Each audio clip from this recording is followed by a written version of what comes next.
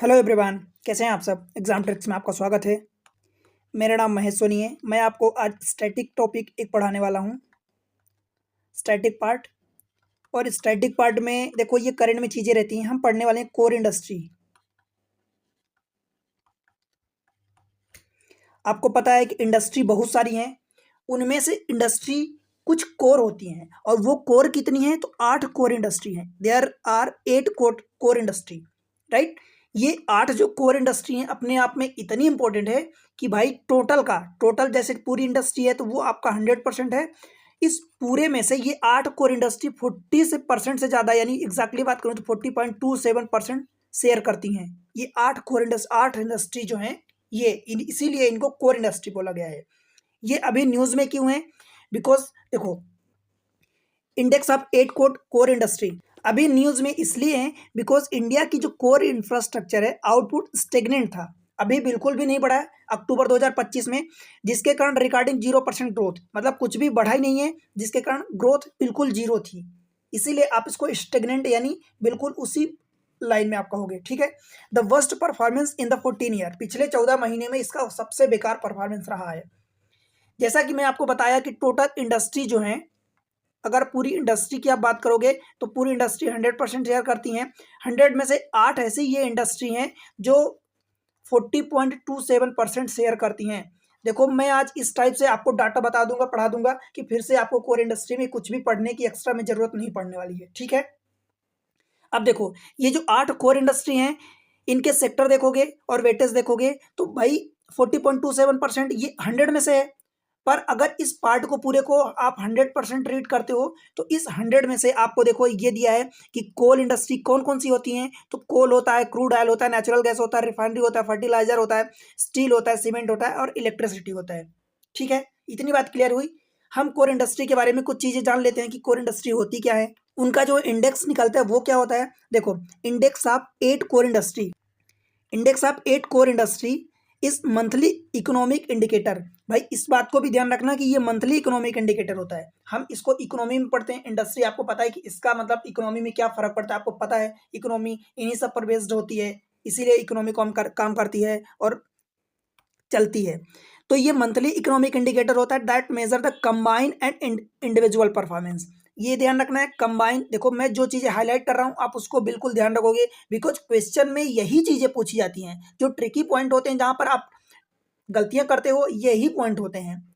ये monthly economic indicator होता है, पहली बात। दूसरी बात ये कि कंबाइन एंड इंडिविजुअल परफॉर्मेंस देखा जाता है। इंडिविजुअल परफॉर्मेंस को कई बार सेक्टोरल परफॉर्मेंस भी बोलते हैं, ठीक है। सेक्टोरल परफॉर्मेंस भी बोलते हैं, चाहे सेक्टर यानी एक पर्टिकुलर सेक्टर की बात हो गई अथवा इंडिविजुअल की बात करोगे, सेम चीज हो गई। Performance of the 8 crucial infrastructure sector that drive industrial activity.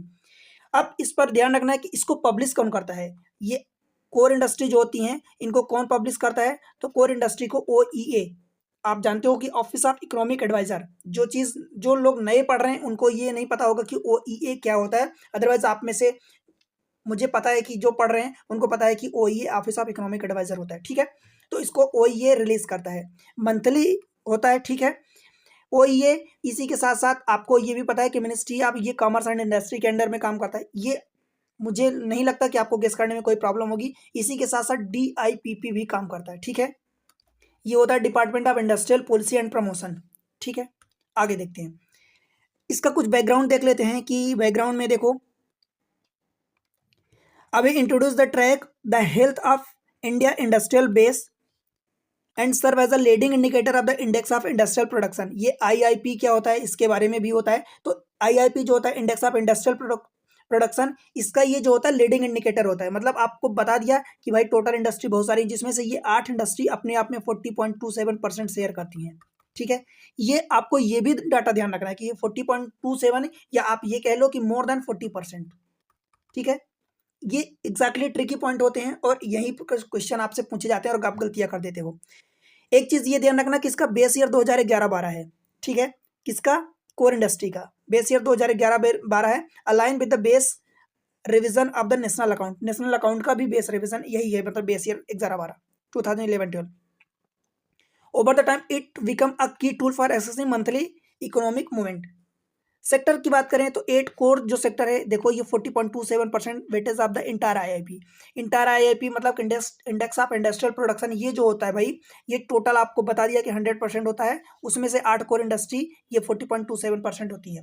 देखो मैं एक ही चीज बार बार इसलिए बोल रहा हूँ कि आप उसकी वैल्यू समझो, आप उसको एकदम एग्जैक्टली वो पॉइंट्स याद रखो। कभी मेंस में क्वेश्चन आएगा जहां पर आपको राइटिंग करनी रहेगी, तो इन डाटा को अगर आप बुलेट पॉइंट को मेंशन करोगे तो इसके बेसिस पर आपकी वैल्यू पता चलती है कि आपने क्या पढ़ा है, आपको क्या याद है और क्या इसके पॉइंट अच्छे हैं। ठीक, की फीचर की बात करी जाए, मेजर इंफ्रास्ट्रक्चर परफॉर्मेंस रिफ्लेक्टिंग, ये सप्लाई साइड स्ट्रेंथ को मेजर करता है। ध्यान रहे, इकोनॉमी में अगर क्वेश्चन आएगा इस पे बेस्ड, तो ये भी कई बार पूछ लेते हैं कि ये सप्लाइड साइड से है या डिमांड साइड से है, तो ये सप्लाइड साइड से होता है। ठीक है, पब्लिश एवरी मंथ, ये भी बता दिया हूँ। ठीक है, आईआईपी ग्रोथ ट्रेंड को हेल्प करता है उसकी फोरकास्ट करने में, मतलब कि आईआईपी की ग्रोथ क्या होने वाली है ये इसको बताता है पहले से आपको कि बढ़ने वाली है घटने वाली, तो उसके बेसिस पर आपकी इकोनॉमी कहाँ जा रही है। Right, influencing policy decision and industry expectation, track both sectoral, sectoral को देखो मैं बताया कि इंडिविजुअल को इंडस्ट्री भी बोलते हैं, and overall that means combine index भी होता है। ठीक है, उसको ट्रैक करता है। एक्ट अर्ली वार्निंग, ठीक है, early warning indicator of the slow down होगा अथवा रिकवरी ऑफ इंडस्ट्रियल आउटपुट, जो भी होगा वो उसको आपको अर्ली वार्निंग दे देगा। राइट, आईआईपी के बारे में पढ़ लेते हैं क्योंकि आईआईपी इससे जुड़ा हुआ है। देखो, it is index that measure the short term changes in the volume of production across the key economic sector like mining, electricity and manufacturing in India. ठीक है, ये देख ध्यान रखना, ये शॉर्ट टर्म चेंजेस की मेजर करता है। Right, it is published monthly, ये भी आईआईपी जो होता है ये भी मंथली पब्लिश्ड होता है by the CSO, centre of static organisation. Data is released 6 week after the reference month. Right, इसका बेस ईयर 2011-12 है, जो आईआईपी के अलावा कौन सा, कोर इंडस्ट्री का है। आईआईपी के बारे में मैं थोड़ा सा आपको बता देता हूं। एक्चुअली ये शो क्या करता है, इंडेक्स ऑफ इंडस्ट्रियल प्रोडक्शन होता क्या है, तो ये शो करता है growth rate of the different industry. Different industry जो होती है उनका ग्रोथ रेट शो करता है, growth rate of a different industry.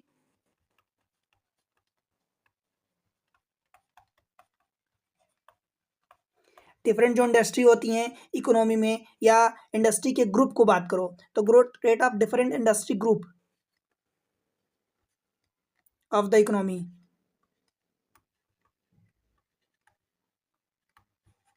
तो उनके ग्रोथ रेट को शो करता है। क्लियर हुआ, ये चीजें मैं आपको चाहता हूं कि मैं आपको थोड़ा सा और बता दूं। देखो, इसमें से कोर इंडस्ट्री भी जो है ये इस टाइप से हैं। मैं चाहता हूं कि इसके बाद, आज के बाद, इस वीडियो के बाद आपको कोर इंडस्ट्री के बारे में कुछ भी पढ़ने की जरूरत ना पड़े, कुछ भी आपसे पूछे वो सारी चीजें आपसे बन जाए।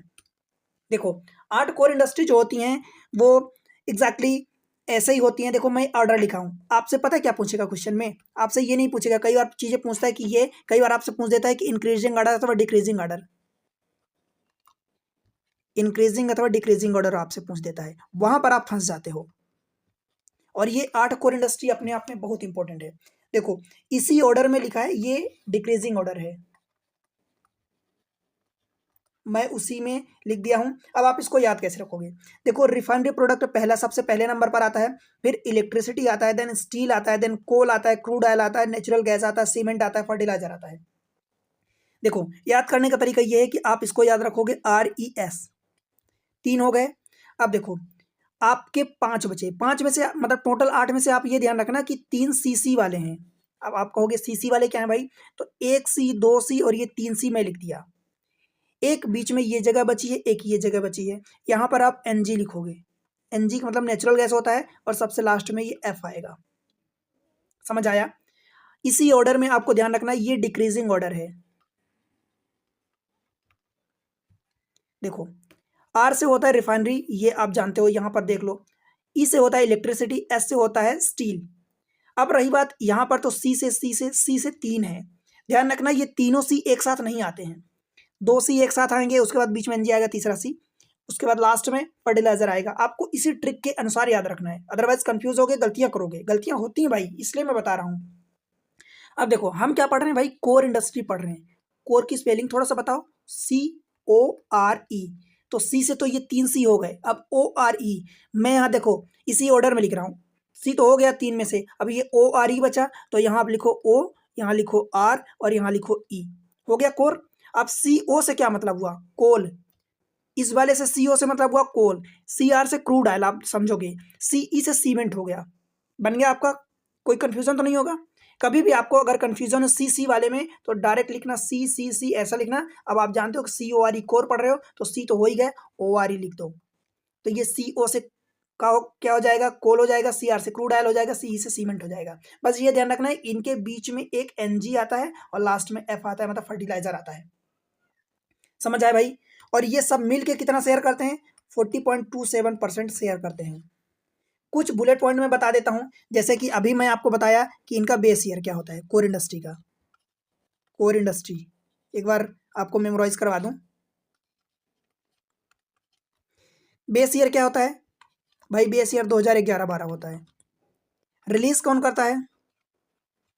Released by OEA, office of economic adviser, DIPP, department of industrial policy and promotion, and ministry of commerce, MOSI जिसको आप बोलते हो, ministry of commerce and industry. ठीक है। और इनका टोटल वेटेज कितना होता है? तो वेटेज कितना होता है भाई? 40.27%। ये डाटा आपको याद ही रखना है, समझ लो ऐसा। एग्जैक्टली ये याद रखना है। एटलीस्ट ये ना याद रख सको तो आप इतना याद रखना कि ये मोर देन 40% होता है टोटल इंडस्ट्री का। क्लियर है? इनका ऑर्डर क्या होता है? तो जो ट्रिक हमने सीखी RES, फिर COCR, और ये CE हो गया, यहाँ पर NG आ गया और लास्ट में F आ गया। इसी ऑर्डर में आपको याद रखना है। कहने का मतलब कि R सबसे ज़्यादा है, फिर E सबसे ज़्यादा है, उसके बाद S सबसे ज़्यादा है, then CO and then CR, then NG आ जाएगा, उसके बाद CE सीमेंट आ जाएगा, देन फर्टिलाइजर आ जाएगा। क्वेश्चन बहुत आते हैं भाई, आपको ये डाटा बिल्कुल याद रखना है नोट्स में एकदम।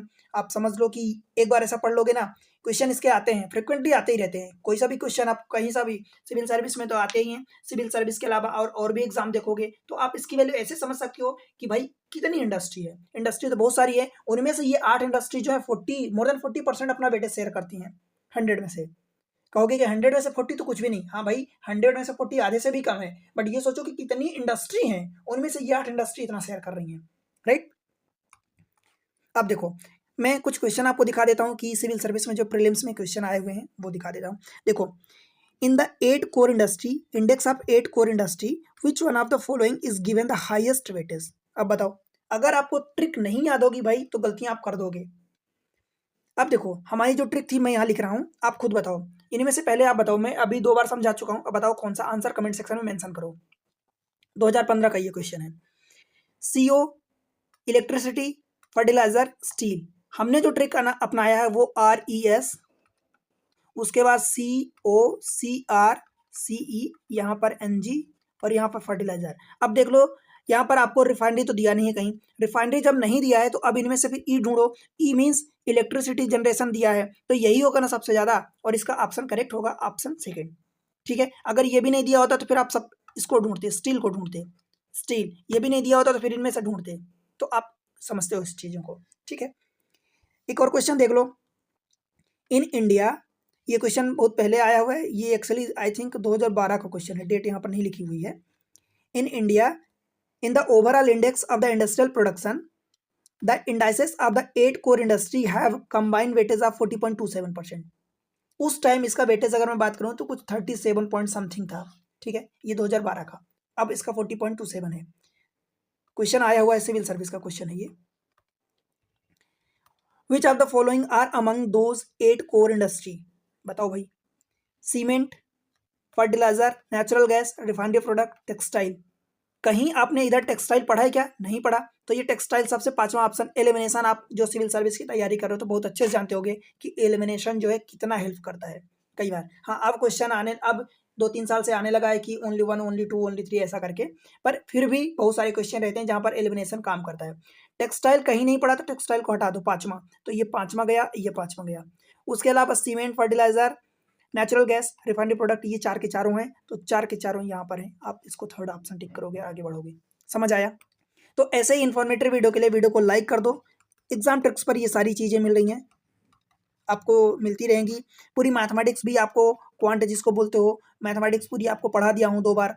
आप जाके देखो, प्लेलिस्ट एक बार जरूर विजिट करो। रीजनिंग यहाँ पर अवेलेबल है, DI आपको अवेलेबल है। भाई सारी चीज़ें मज़ा आ जाएगा पढ़ के, एक बार प्लेलिस्ट जरूर विजिट करो। और अब आपको स्टैटिक एंड कुछ करंट की चीज़ें जो इंपॉर्टेंट होगी, स्टैटिक पार्ट से इंपॉर्टेंट होगी, वो चीज़ें आपको ज़रूर मिलेगी। तो ऐसे इन्फॉर्मेटिव वीडियो के लिए वीडियो को लाइक करके चैनल को सब्सक्राइब जरूर करें और शेयर करें अपने दोस्तों के साथ। मिलते हैं अगले किसी अच्छे लेक्चर के साथ, तब तक के लिए बाय बाय।